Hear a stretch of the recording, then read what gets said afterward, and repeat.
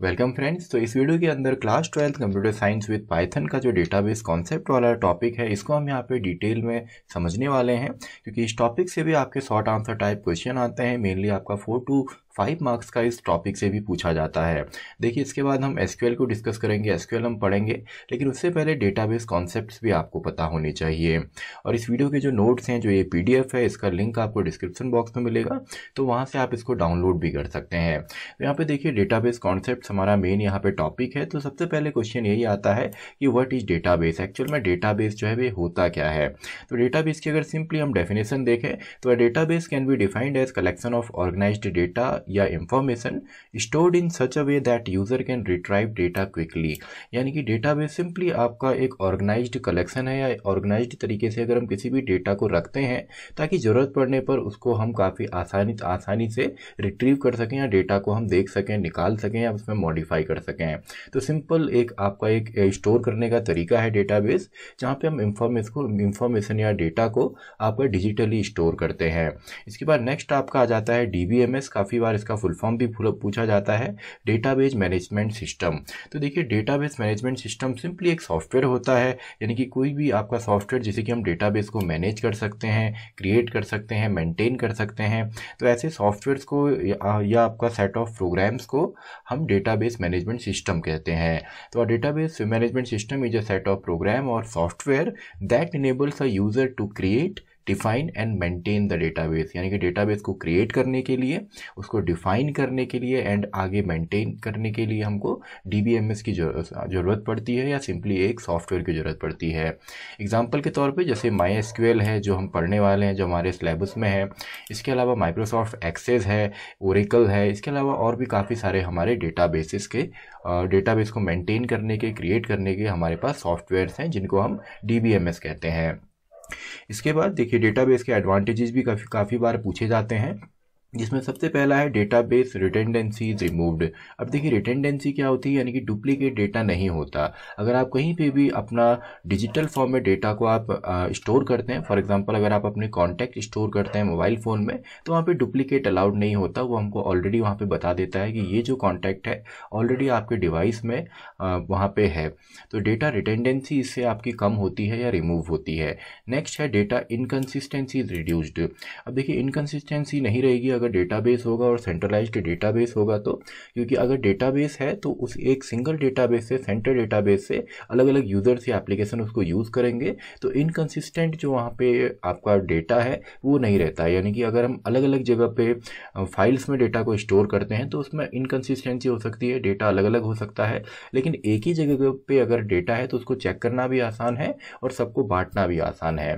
Then data can be stored at multiple location. जैसे आपने देखा होगा, आजकल आपके ड्राइव्स ऑनलाइन काफ़ी अवेलेबल हैं, तो अपने डेटा को हम अपने मोबाइल फ़ोन पे रख सकते हैं, अपने लैपटॉप डेस्कटॉप पे रख सकते हैं, या किसी सर्वर पे भी रख सकते हैं। तो ये मल्टीपल लोकेशंस पे अगर डिजिटली डेटाबेस है तो उसको मल्टीपल लोकेशंस पे भी रखा जा सकता है। देन आपका इंपॉर्टेंट है कॉन्करेंट यूज़। कॉन्करेंट मतलब होता है जब एक ही डेटा को या एक ही डेटाबेस को मल्टीपल यूज़र्स या एप्लीकेशन आपका यूज़ करती हैं। जैसे हम ऑनलाइन शॉपिंग करते हैं या कोई भी काम हम ऑनलाइन करते हैं, तो वहाँ पे जो डेटा होता है वो केवल हम ही इस्तेमाल नहीं कर रहे होते, बाकी यूज़र्स या बाकी एप्लीकेशंस भी उस डेटा को यूज़ कर रही होती हैं। तो इसी को हम बोलते हैं कॉन्करेंट यूज़ भी पॉसिबल है। Then data security is very high.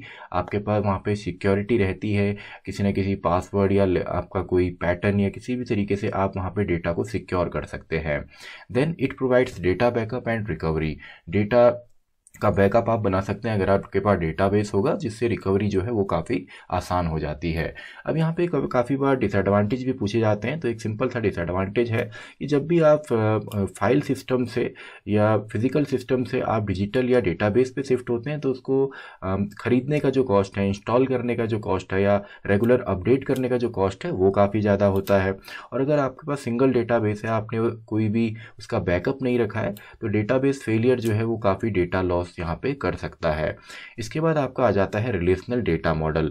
अब देखिए, रिलेशनल डेटा मॉडल के अंदर सबसे पहले तो हमको ये समझना है रिलेशनल डेटा मॉडल है क्या। जब भी डेटा को हम आपका कलेक्ट करते हैं या रिप्रेजेंट करते हैं या ऑर्गेनाइज करते हैं टेबल्स के फॉर्म में, जिनको हम रिलेशंस भी कहते हैं, तो उसी को हम रिलेशनल डेटा मॉडल कहेंगे। देखिए डेटा मॉडल अलग होते हैं, फ्लैट मॉडल है, नेटवर्क मॉडल है, लेकिन हमारे सिलेबस में मेनली यहाँ पे रिलेशनल डेटा मॉडल है, यानी कि यहाँ पे डेटा को हम टेबलर फॉर्म में स्टोर करेंगे। और हर किसी डेटाबेस के अंदर आपका टेबल्स होती हैं, उन टेबल्स के अंदर रो एंड कॉलम होंगे। तो यहाँ पे वही दिया हुआ है कि जो आपकी टेबल्स हैं या डेटाबेस जो होता है वो रोज एंड कॉलम्स के फॉर्म में होता है। तो देखिए डेटा को हम बोल सकते हैं कलेक्शन ऑफ टेबल्स या रिलेशन, और हर एक रिलेशन या हर एक टेबल के अंदर आपका रोज एंड कॉलम्स होते हैं। देखिए यहाँ पे जैसे आईडी है, नेम है, इसके अलावा और भी आप यहाँ पे डेटा लिख सकते हैं।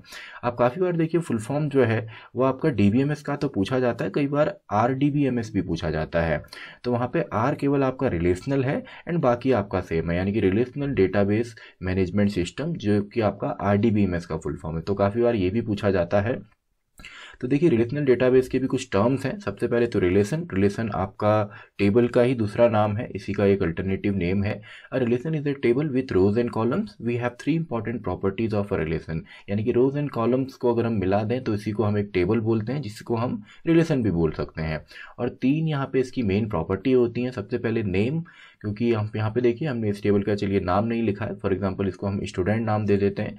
तो एक इसका नेम होता है जो कि सिंपली इसका आइडेंटिफायर भी है, यानी कि जिससे कि इसको आइडेंटिफाई किया जाएगा। क्योंकि जब हम एसक्यूएल पढ़ेंगे तो वहाँ पे सबसे पहले हमको डेटाबेस का नेम पता होना चाहिए अगर उसको एक्सेस करना है, देन टेबल का नेम पता होना चाहिए, तो नेम हमारा इंपॉर्टेंट है।